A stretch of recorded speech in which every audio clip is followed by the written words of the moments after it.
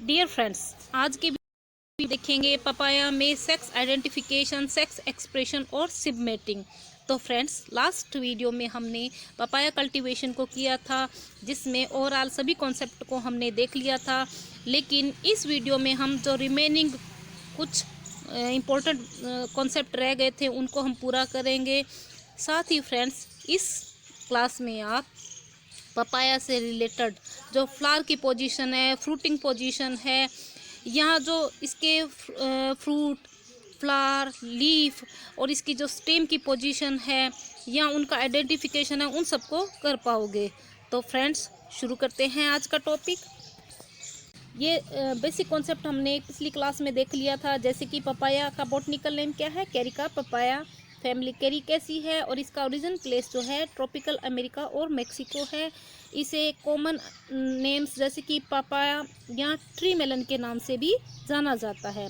तो फ्रेंड्स, यह एक डायोइसियस प्लांट है, यानी इसमें जो नर और मादा है वो अलग अलग प्लांट्स पर होते हैं, लेकिन इसके अंदर हर्माफ्रोडाइट फॉर्म भी आती है। तो यह एक small evergreen short lived picture shake straight growing plant है और इसका जो स्टेम होता है वह ऑलो और सॉफ्ट वुडेड होता है। यहाँ पर इसकी फ्रूट स्ट्रक्चर को आप देख पा रहे हो। तो इसके जो फ्लावर्स होते हैं वह फ्रेग्रेंट एक्सिलरी पेनिकल की फॉर्म में पाए जाते हैं। इसका फ्रूट जो है वह फ्लैशी बेरी होता है और इसके जो सीड्स होते हैं वो स्फेरिकल शेप में ब्लैक ग्रेइश रिंकल्ड होते हैं, जो कि जिलेटिनस सार्कोटेस्टा के अंदर एनक्लोज्ड रहते हैं। तो अगर इसको इंटरक्रॉप की तरह देखें तो जो पपाया है वह एक बेस्ट ग्रोइंग इंटरक्रॉप है, और यह अगर फ्रूट क्रॉप्स में देखें तो ये मैंगो का ऑर्चर्ड होता है, उसके अंदर यह बहुत अच्छी तरह से इंटरक्रॉप की तरह ग्रोन किया जा सकता है। इसी तरह अगर विटामिन ए कंटेंट की व्यू से देखें तो मैंगो के बाद पपाया जो है विटामिन ए कंटेंट में सेकंड नंबर पे आता है। इसी तरह फ्रेंड्स, इसके अंदर पाया जाने वाला प्रोटियोलाइटिक जो एंजाइम है वह प्रोटीन रिच फूड को डाइजेस्ट करने में मदद करता है। तो जो प्रोटियोलाइटिक एंजाइम उसका नाम क्या है, पेपेन। अब फ्रेंड्स, इसमें देखते हैं सेक्स एक्सप्रेशन। तो फ्रेंड्स, इसमें जो सेक्स एक्सप्रेशन है वह वेरी कॉम्प्लिकेटेड है। होफमेयर ने इसके अंदर सेम प्लांट में 9 डिफरेंट सेक्स फॉर्म को आइडेंटिफाई किया। इसी तरह स्टोरी ने 1958 में 8 working categories of sex form इसके अंदर आइडेंटिफाई की थी। तो ओवरऑल हम कह सकते हैं कि इसके अंदर 3 बेसिक फॉर्म पाई जाती है सेक्स फॉर्म की, स्टेमिनेट, पिस्टिलेट और एंड्रोमोनोएसियस। तो स्टेमिनेट क्या है, male flower, pistillate female flower और एंड्रोमोनोएसियस क्या है, एंड्रोमोनोएसियस वह स्थिति होती है जहां पर परफेक्ट फ्लावर के साथ अलग से मेल फ्लावर भी होते हैं। तो फ्रेंड्स, यह जो पिस्टिलेट प्लांट होते हैं वह स्टेबल फॉर्म होती है, लेकिन जो स्टेमिनेट और एंड्रोमोनोएसियस प्लांट है उनके अंदर जो स्टेबिलिटी नहीं होती है, यह स्टेबल हो भी सकते हैं और फिनोटिपिकली यह एम्बिवेलेंट होते हैं, और यह सब सीजनल इफेक्ट होते हैं। सीजनल इफेक्ट्स के कारण इसमें सेक्स रिवर्सल आता है। तो जो सेक्स एक्सप्रेशन में जो चेंज आता है वह एनवायरमेंटल फैक्टर जैसे कि लो और हाई टेम्परेचर से एक्सेलरेट होता है। तो फ्रेंड्स, अगर लो टेम्परेचर होता है तो लो टेम्परेचर में परफेक्ट फ्लावर की फॉर्मेशन होती है।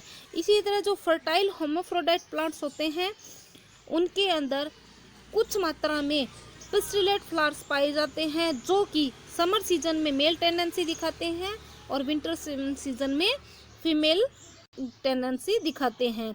इसी तरह फ्रेंड्स, इसकी पपाया की जो कुर्ग हनी ड्यू वैरायटी है उसके अंदर लॉन्ग डे और हाई टेम्परेचर जो है ज़्यादा से ज़्यादा फीमेल फ्लावर का प्रोडक्शन करने में मदद करते हैं। तो ओवरऑल हम यह कह सकते हैं कि इसके जो फ्लावरिंग की पोजीशन है या इसके फ्लावर फॉर्मेशन में मेल या फीमेल फ्लावर बनेंगे, इसके ऊपर क्लाइमेटिक फैक्टर का बहुत ज़्यादा इफेक्ट पड़ता है।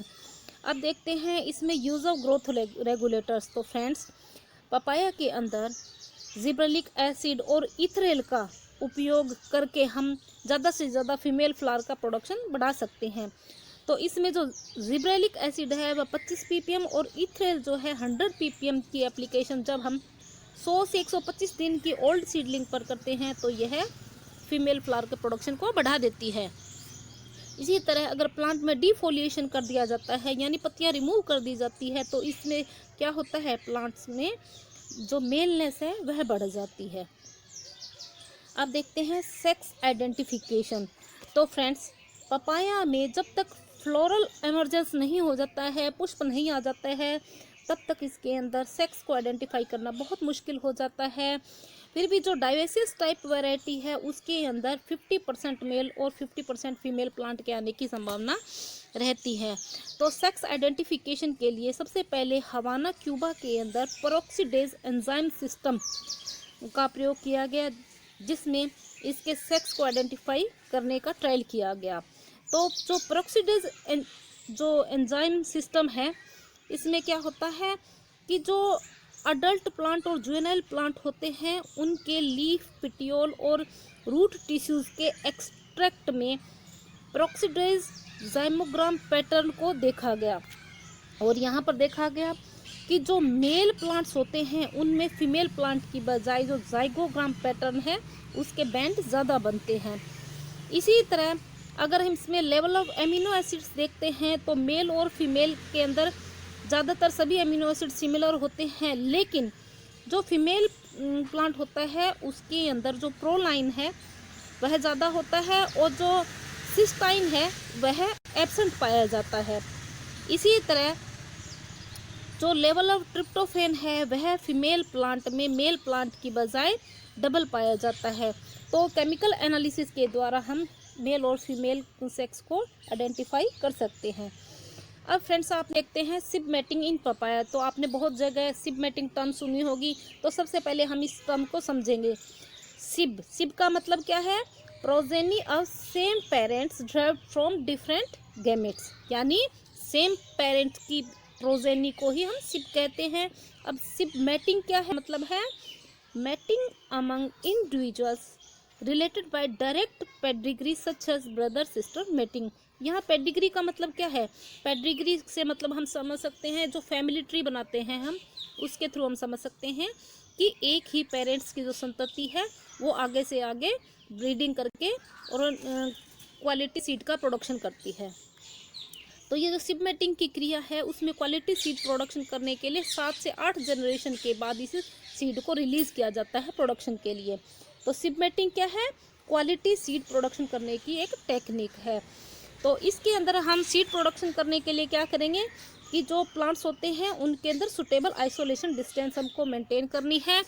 इसमें जो सर्टिफाइड सीड है उसमें 400 मीटर और जो फाउंडेशन सीड है उसमें 100 मीटर डिस्टेंस मेंटेन की जाती है।